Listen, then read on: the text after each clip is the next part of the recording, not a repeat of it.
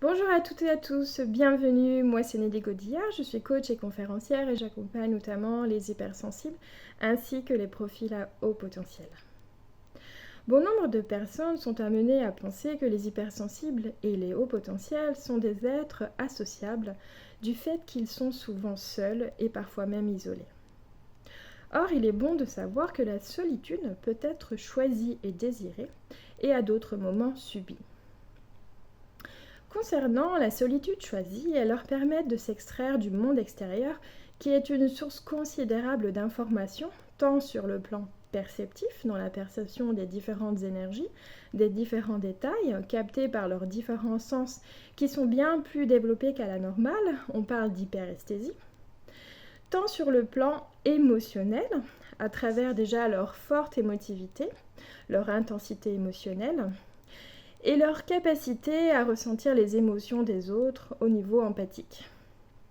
Parfois même, ce sont de vraies éponges émotionnelles. La solitude, ainsi, fait office de sas de décompression afin de se recentrer, de se recharger, d'analyser toutes les informations qui sont perçues dans leur environnement afin de trouver plus de clarté et puis plus de sérénité et d'apaisement. La solitude est choisie également chez les artistes, chez les créateurs, chez les philosophes, chez les innovateurs, ce qui va leur permettre de faire émerger d'autres nouvelles idées, de créer de nouvelles œuvres, de créer de nouveaux concepts.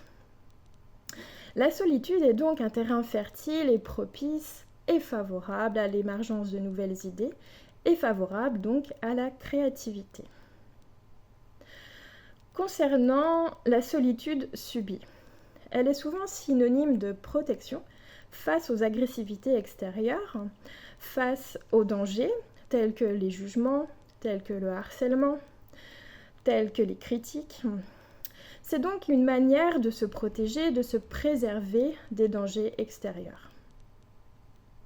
Que ce soit de la solitude choisie ou de la solitude subie, elle ne détermine en rien le désir ou non d'être en lien avec les uns ou les autres. Elle ne détermine donc pas la sociabilité d'un individu. En effet, vous pouvez aimer la solitude, désirer cette solitude, même voire l'apprécier fortement, sans pour autant être quelqu'un d'associable. Bien au contraire, vous pouvez aimer être en lien avec les autres. Je vous souhaite à tous et à toutes une excellente journée et je vous dis à très bientôt. Au revoir.